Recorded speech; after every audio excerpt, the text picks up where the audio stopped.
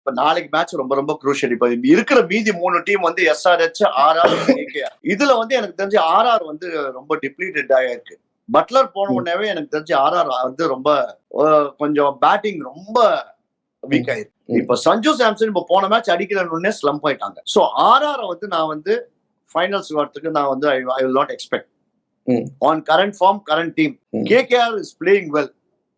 SRH வந்து ஷோராவே அவங்க பொட்டன்ஷியல் காட்டினா அவங்க ஒரு finalist. CSK beat RCB and CSK குவாலிஃபைனா தென் சிஎஸ்கே எஸ்ஆர்ஹெச் ஃபைனல்.